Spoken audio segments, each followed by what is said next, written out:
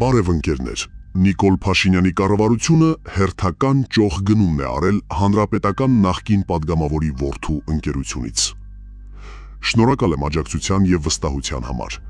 Ընկերներ, հայհոյանքը թույլ մարդու արարք է։ Միայն ճղճիմ եւ թույլ մարդիկ են հայհոյում։ Դա ցույց է տալիս, որ իրենք գաղափարապես տկար են եւ չեն կարող խոսքով կամ իրենց գիտելիքներով փայլել։ Դիմում են ստոր քայլի, հայհոյանքի։ Այսօր կրկին հետաքրքիր թեմա է լինելու։ Նախ ցանկանում եմ խոսել մի նամակի մասին, որը ստացել եմ, շատ կարևոր է իմ համար։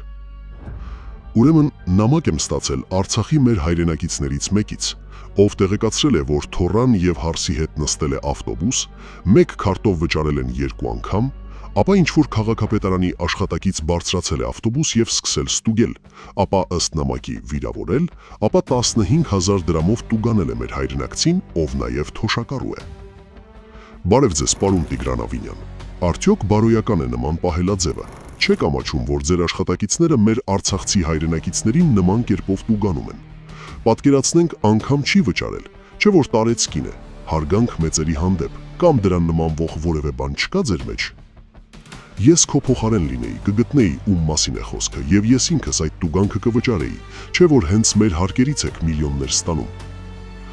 Ընկերներ, հիմա ինչ կասեմ, կարող է միանշանակ չընդունվի շատերի կողմից, բայց փաստը մնում է փաստ։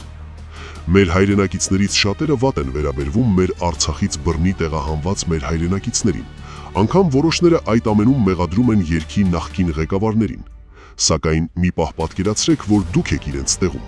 անկախ նրանց նախկինում ստացած աշխատավարձերից, անկախ նրանց ապրելու պայմաններից, պատկերացրեք, որ ձեզ են տանից դուրս վռնդում ու երբեք որևէ իրավական ճանապարհով չեք կարողանալու վերադառնալ։ Ինչ է այդ մարդկանց մենք պետք է վատ վերաբերվենք։ Իհարկե չէ։ Նրանք մեր քույրերը եւ եղբայրներն են։ Իսկ վատ վերաբերվելու մասով կասեմ, որ այո, շատ են նման մարդիկ, բայց մի պահ կանգ առեք, մտածեք եւ թոթոփեք այդ վատ մտքերը։ Իրական հեղափոխությունից հետո բոլորը պետք է ապրեն արժանապատիվ կյանքով։ Հիմա օրվա թեմայի մասին։ Հոկտեմբերի 19-ից 30-ը Երևանում տեղի է ունենալու ՄԱԿ-ի կենսաբանական բազմազանության կոնվենցիայի 17-րդ համաժողովը, COP17-ը։ Հիմնական հարթակները տեղակայված են լինելու Մարիդյան Էքսպո կենտրոնում եւ Կարեն Դեմիրճյանի անվան մարզահամերգային համալիրում։ Համաժողովը կկենտրոնանալու է բնության եւ վայրի բնության պահպանման վրա։ Այն ամփոփելու է մինչև 2030 թվականը բնության կորուստը կանգնեցնելու մասին գլոբալ պայմանագրի առաջին համատեղ արդյունքները։ Միջոցառմանը մասնակցելու են տարբեր երկրների պաշտոնյաներ, գիտնականներ եւ ակտիվիստներ։ Ընկերներ, բնավ դեմ չեմ, որ Հայաստանում նման միջոցառումներ իրականացվեն, սակայն դեմ եմ նման միջոցառումների համար նախատեսված ամբողջ գումարը հատկացվի առանց մրցույթի, այսինքն լինի մեկ անձից գնումով ընթացքով։ Այս դեպքում էլ շրջակա միջավայրի նախարարությունը COP17 բրենդային նվերների մշակման եւ արտադրության համար 298 միլիոն 544 հազար 440 դրամ է հատկացրել Doping Space ընկերությանը։ Տեղի է ունեցել մեկ անձից գնման ընթացքակարգով։ Իդեպ վերոնշյալ ընկերության 51% բաժնեթերը հանրապետական նախկին падգամավոր Ալեքսան Պետրոսյանի կամ ՄԱՊ-ի Ալիկի որդին է, Մակար Պետրոսյանը։ Նախ նշեմ, որ դեռևս 2023 թվականին սույն անձին հրավիրվել էին դատախազություն ապօրինի գույքի բռնագանդման գործով։ Մի փոքրիկ մեջբերում անեմ ՄԱՊ-ի Ալիկի մասին։ Ալեքսան Պետրոսյանը մեղադրվում է բնապահպանության նախկին նախարար Արամ Հարությունյանին փողերը լվանալու հարցում օժանդակելու մեջ։ Երևան քաղաքի ընդհանուր իրավասության դատարանը արդարացրել է նրան, սակայն դատախազը բողոքապրել է դատավճիռը, եւ այժմ գործը գտնվում է վերակննիչ քրեական դատարանում։ Քրեական գործը հարուցվել էր 2015 թվականին, սակայն Ալեքսան Պետրոսյանը դատավորական կարգավիճակ ստացել է իշխանափոխությունից հետո 2019 թվականին։ Նախկին падգամավորի որդին Մակար Պետրոսյանը Արմավիրի մարզում գործող պահածոնների ՄԱՊ գործարանի տնօրենն է։ Գործարանի սեփականատերը հայրն է, Ալեքսան Պետրոսյանը։ Մակար Պետրոսյանին է պատկանում Տարմուշ ՍՊԸ-ն, այն հիմնադրվել է 2009 թվականին։ Ընկերության միակ սեփականատերը եւ տնօրենը Մ. Պետրոսյանն է։ Թե ընկերությունը ինչ գործունեություն է իրականացնում, հարկային մարմնում հրապարակված տեղեկություններ չկան։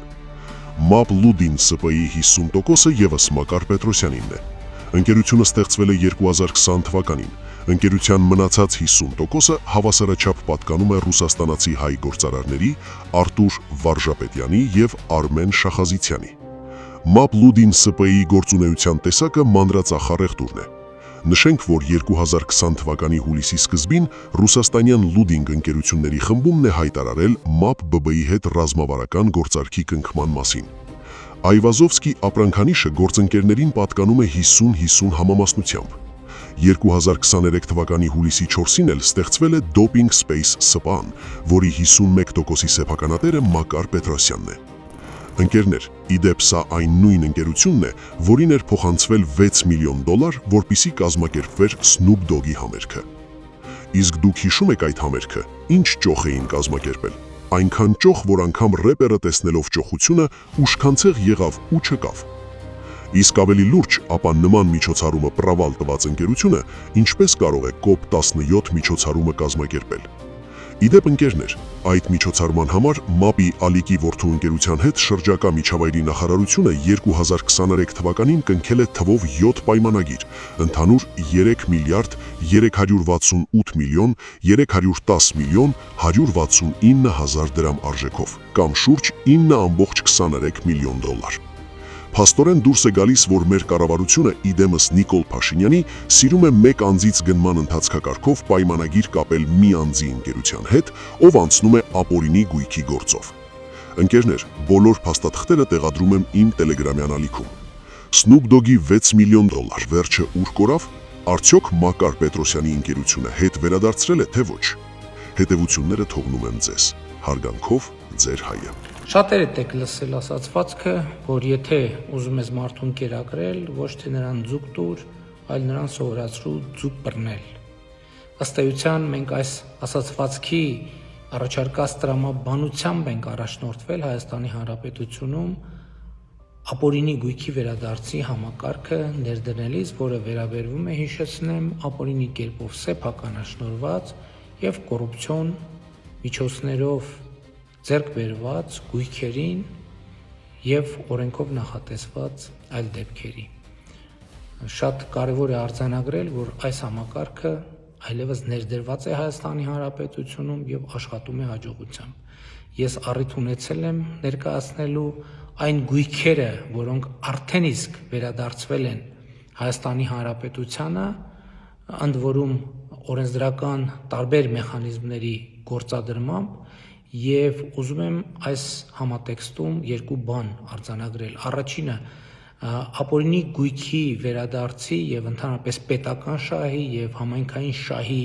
համակարգով ապօրինի կերպով ձեռք բերված գույքերի վերադարձի համակարգը վերաբերվում է այո նախկինում տեղի ունեցած այդ երևույթներին 2018 թվականի ժողովրդական ոչ բռնի Թավշյա հեղափոխությունից առաջ տեղի ունեցած նմանատիպ երևույթներին, բայց վերաբերվում է նաև հեղափոխությունից հետո տեղի ունեցած նման հնարավոր դեպքերին եւ երևույթներին։ Եվ ահա սա է նաև որ արժևորում է ներդրված համակարգը, որովհետեւ ապօրինի գույքի վերադարձը եւ համայնքային ու պետական շահերի պաշտպանության տանիքի ներքո այդ ապօրինի գույքերի միջոցների վերադարձը թիրախավորում է ոչ թե կոնկրետ ժամանակաշրջան, այլ թիրախավորում է կոնկրետ երևույթ։ Ժողովրդից տարված գույքը, պետությունից գողացված եւ ապօրինի ձևով ձեռք բերված գույքը պետք է վերադարձվի պետությանը, այսինքն ժողովրդին։ Եվ ես այսօր ուզում եմ արձանագրել, որ այդ համակարգը ներդրված է, գործում է, ինչի առիթով ուզում եմ շնորհավորել բոլորիս, որովհետև դա 2018 թվականի հեղափոխության կարևոր խնդիրներից մեկն էր եւ ուզում եմ արձանագրել, որ այն ինչ խոստացել էինք, ահա իրականացված է, ներդրված է եւ այս ներդրման համակարգը, ներդրված համակարգը հատիկ առ հատիկ վերադարձնելու է ժողովրդից գողացված բոլոր գույքերը։ Շնորհակալ եմ։